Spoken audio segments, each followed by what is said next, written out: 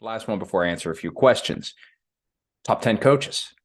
Yesterday, number 10, Doug Peterson, edging out Matt LaFleur and Mike McCarthy. Number 9. And see, today I don't have to get into the whole, well, it could have been this one too, because we know Peterson's at 10. At number 9, Titans coach Mike Vrabel.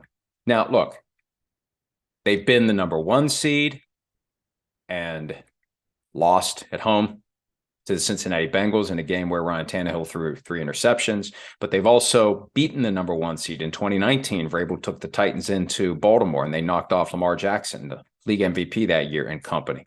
Vrabel gets this spot because he has consistently taken a team that when you look at the individual pieces, it doesn't scream out contender, and he makes them into a contender. And what he did in 2021 when he was named the coach of the year, he set the record. The Titans set the record for the most different players on the roster throughout the course of the year. They obliterated whatever the prior record was, and they ended up being the number 1 seed in the AFC. They kind of snuck up on everybody and stole it. And Ryan Tannehill is, he's in that Kirk Cousins good, not great, just kind of hanging around. We know who he is. We know what he is. He gets those moments and opportunities to bust through, and what happened in that playoff game against the Bengals, and I feel bad for him. He was very open about his psychological struggles after that, and it would be difficult. You feel like you let everyone in the organization down. We worked so hard. That's what I say all the time. That 1 seed, the burden that's on the 1 seed, when you start the playoff run, you got the bye week to sit home and watch others play. You're not playing. Everyone else kind of has that playoff callus starting, and you get a team that comes in with nothing to lose. And you get that great season, that special season you put together, and it's all going to potentially fall apart in 3 hours, like it did for the Titans. But only so much of that blame goes to Vrabel, because again, and I think back to the A.J. Brown trade. Remember the Vrabel pacing, and he wanted to tackle someone. He wanted to go linebacker on someone. And the Malik Willis situation, where they used a 3rd-round pick on him last year. He plays near the end of the season. Vrabel benches him. And now they have Will Levis. And there's a thought that maybe Malik Willis won't even make the 53-man roster. And look, for a guy who prides himself on roster flexibility and moving guys around, to use that 3rd quarterback rule that they adopted for this year, you have to have a 3rd quarterback on your 53-man roster. Maybe Vrabel doesn't want to do that. But he won the power struggle between himself and John Robinson. And I think at the end of the day, there was a real disconnect. I first noticed it when Julio Jones was acquired via trade a couple of years ago from the Falcons. And after that trade was done, it was John Robinson who was making all the media rounds to talk about it, and Vrabel was nowhere to be seen or heard. I don't think Vrabel was in favor of it. I think Vrabel knew what they were getting, more importantly, what they weren't getting, and he didn't want it. And then he wanted to keep A.J. Brown, and they got rid of him. And then he didn't want to use a 3rd-round pick on Malik Willis, I believe, and they did anyway.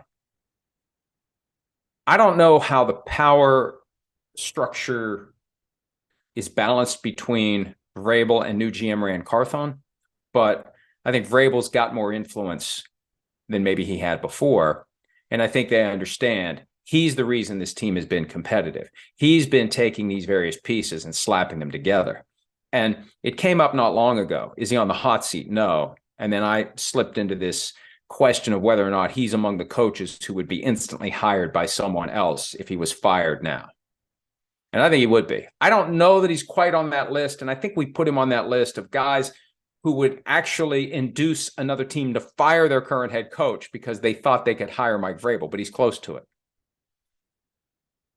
And someone I know suggested to me recently, admitting to having no inside knowledge, but someone connected to the NFL more broadly has a theory that Mike Vrabel will be the successor to Bill Belichick in New England. Now, I don't know how they're going to pull it off.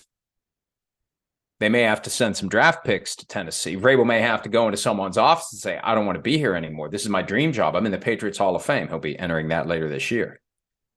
But that would be not a shocking turn. It's kind of hiding in plain sight. But really, who is the Bill Belichick successor? They're not going to give it to one of his kids. That's for sure. At one point, I thought it was Matt Patricia. That all fell apart last year. Now, I guess Patricia could come back and be the head coach, but man, that would be a tough sell after what happened last year.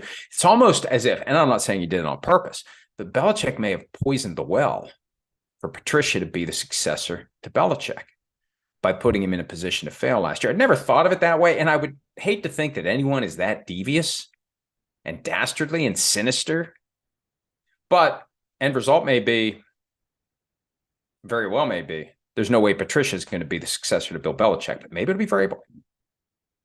I think Patriots fans could do a lot worse than Mike Vrabel as the coach of that team, and it would make a ton of sense if it were to happen, but I don't think the Titans are going to be inclined to let him go, nor should they. He comes in at number 9. As I talk about it, maybe he should have been higher. But as you hear the other names, as we do this one day at a time over the course of the next 2 weeks, as the slow time comes to an end, you'll understand why he's at number 9, because there's some good coaches out there, and we are acknowledging them from 10 to 1.